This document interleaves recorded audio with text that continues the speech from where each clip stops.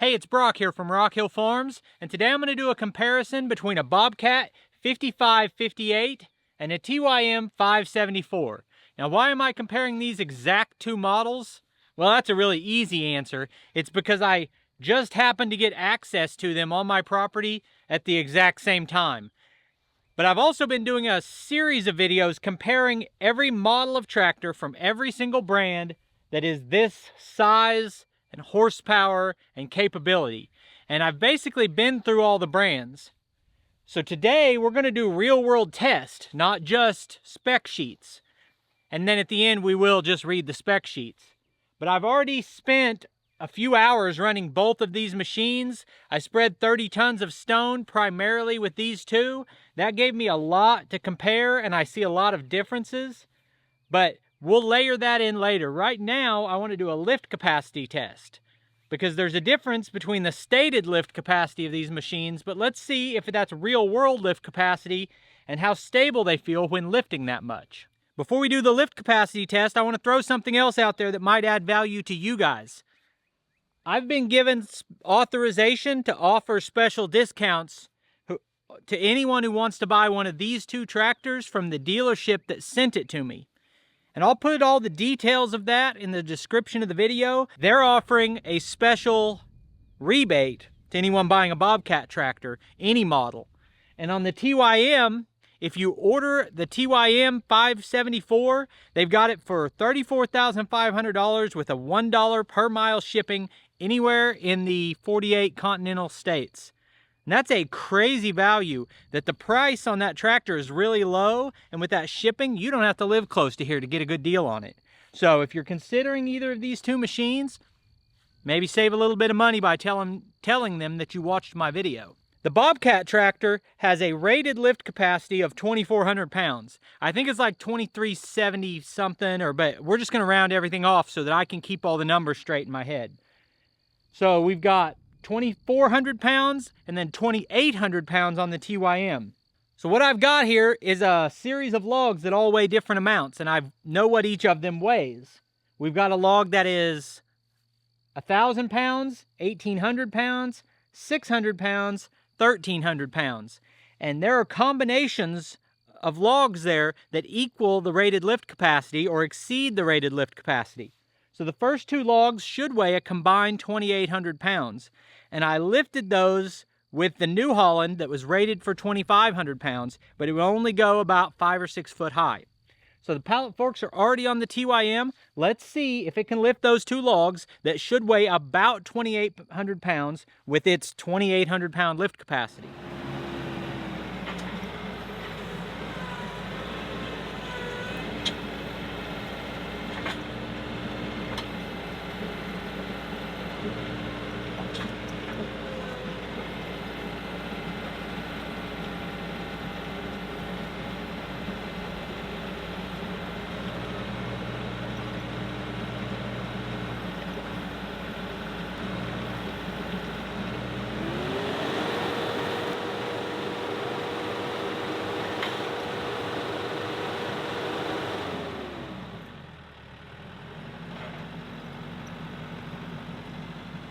So the TYM with a 2,800 pound rated lift capacity lifted those two logs, which a log weight calculator estimated at 2,800 pounds.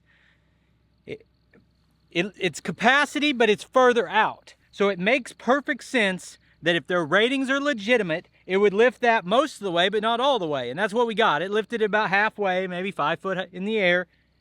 The New Holland Workmaster 55, which is a much bigger utility tractor, lifted those same two logs maybe a foot higher, just my guess. On paper, the Bobcat shouldn't be able to lift those two, but we'll find out.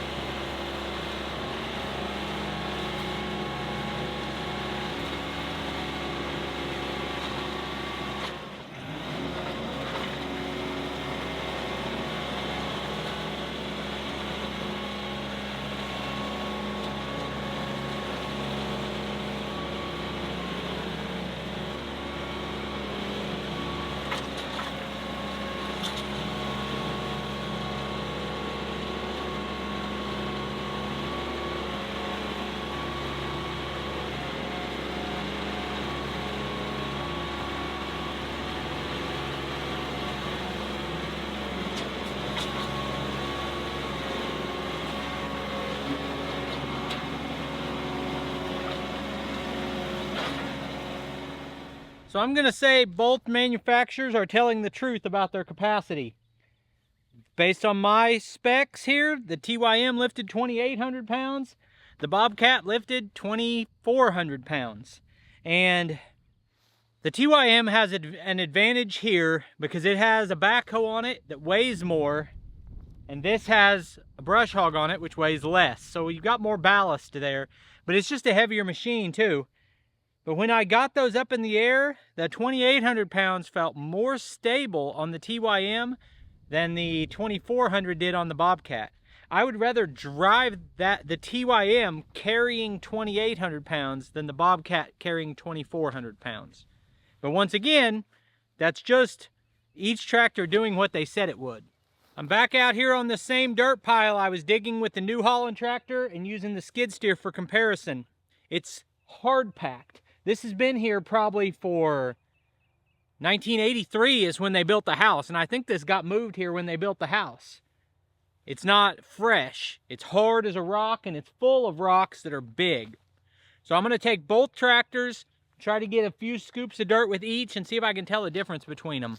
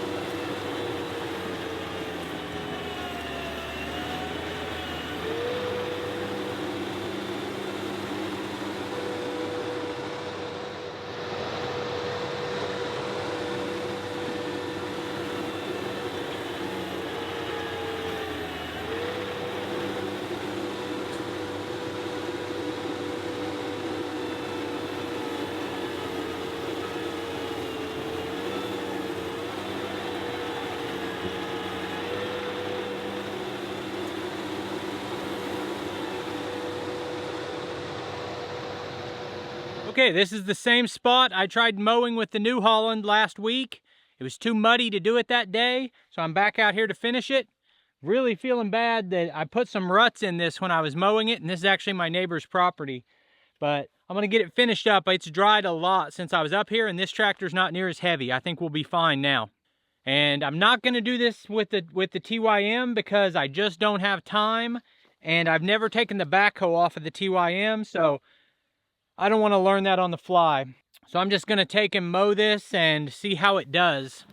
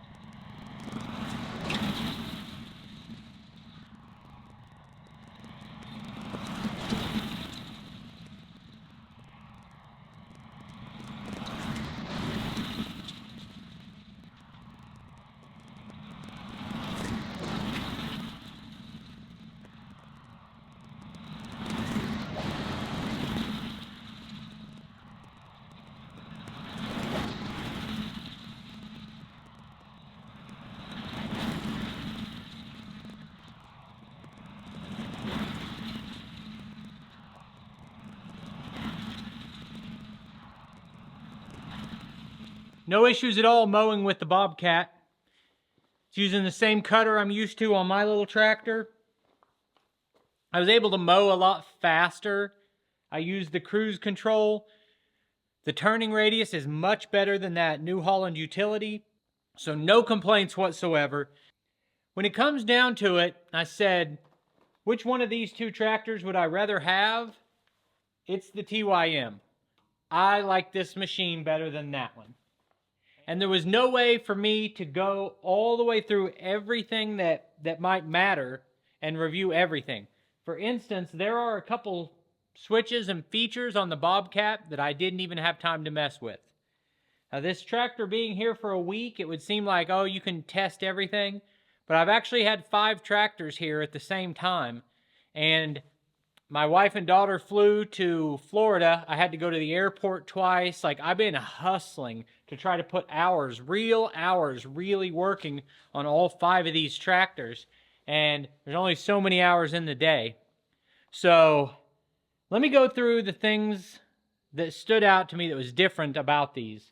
The 2 buckets are lined up with each other, and that has the front tires perfectly lined up with each other.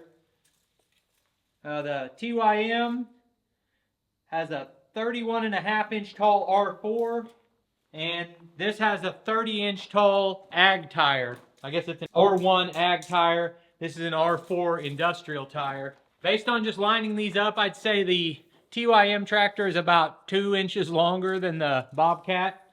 Nothing that matters. Let's check the height of the rear tires. 47, 51. So the rear tires on the TYM are 4 inches taller.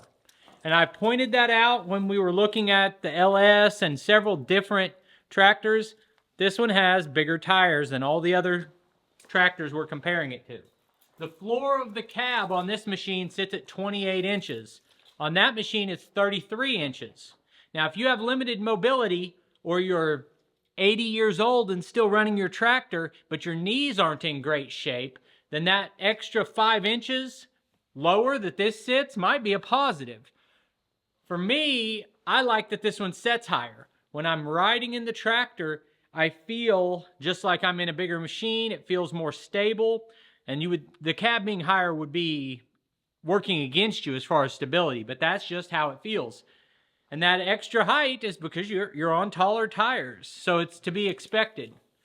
So I can comfortably step into the taller cab. It does not bother me, but if you had limited mobility, I would say you want to add a step and make this a 2-step tractor. Like the New Holland, that Workmaster, probably sat another 4 inches higher than this, and it had double steps. But for me, with this handle here, or even without it, I'm able to step up comfortably. We've already talked about the front lift capacity, which is accurately rated by both manufacturers at 2,800 pounds versus 2,400. On the back of the tractors, this one will lift 2,800, this one lifts 3,100. The biggest reason I like the TYMs so much is the Kukje engines. There is a video on YouTube that is titled Kukje versus everybody else. Kukje is built off of the Cummins platform, and everything about it is different than the other engines put in compact tractors. And the result is it's mechanically fuel injected instead of computer controlled fuel injection. And I just prefer the simplicity of it. So let's talk about negative things on this machine and positive things, then we'll go to the other one. So the cab is considerably smaller. This cab is bigger than the John Deere 4 Series cab. It's a lot bigger than the John Deere cab, but it's still a lot smaller than this cab in terms of the amount of room you have in it. Like over here, you've got 1 cup holder, and over here, you've got 3 cup holders and a phone holder, and everything's just more spacious, more room, and you got more room to get in and out of the tractor, which is more important to me than cup holders. On this one, when I lower the steering wheel to where I want it to be, I can't get out. So every time I get in the machine, I have to raise and lower the steering wheel with the knob. Not that big of a deal, but I'd like it better. Like on this machine, I can set the steering wheel at a comfortable location and get in and out without moving it. The biggest negative to me on this machine is the shift lever. Whenever I try to put this in medium range to drive, it doesn't want to shift into medium. And I fight with it, and to get it to go in, I have to push the pedal. And then when I push the pedal and let off, then I can put it in. But you can't just like push the pedal and then put it straight into gear. You have to push the pedal, stop, wait, check it, maybe do it again. Because what it feels like, and I'm no tractor engineer, I don't know how this thing's built or how it works. What it feels like is if you have two gears that are trying to mesh, and every time you push the pedal, it turns the gear, and then you check it and see if it meshed. That's how it feels, and specifically, because if you push that and then immediately try to shift, you'll get a gear grinding. I've never had a hydrostatic tractor grind gears like that whenever I'm trying to just put it into range. The TYM lever is also a little bit annoying because when I first got in it, I'm like, it's hard to shift. I can't get it to shift. But on it, if you pull back on the lever and just bump the hydrostat, it pops in every time. There's never a grinding. There's never a 2 or 3 tries or fight with it. You just say, okay, I'm going to go into medium, over, down, bump, in. Much better. I just feel like this tractor is smoother in the controls and the operation, and it has less bells and whistles on it. Now that can be a good thing or a bad thing. And when it comes to positives for the Bobcat, they might exist and I don't know it. And that's because in the amount of time I had, I didn't push every button and try to figure everything out. This one, you just get in it and use it with no extra switches. It has draft control and cruise control, but that's it. This one has a dial where you can control how much coast the tractor has. And it's got load match, which is supposed to automatically give you more power when pushing into a pile. But I didn't have time to test that feature out. So it might be that the load match is an awesome feature that makes this tractor better, but I don't know. This also has a cruise PTO, which is like a speed control, and it'll like maintain your PTO RPMs. Like some of this stuff, I get the idea. Someone has told me how it works, but I'm just being honest with you. I don't sit around and think when I'm running a tractor, I don't think, oh man, I wish it had some kind of a speed override. I just run it. I don't know. It could be me. This could be a me thing. Maybe the advanced features on the Bobcat are phenomenal. I prefer simplicity. My skid steer has got 1,000 functionalities on it. All these different buttons and settings. I've never touched any of them. So I guess that's all I've got to say about it. I appreciate you taking time to watch the videos. I'll put links on the screen to a couple more of our videos, and I'll see you next time.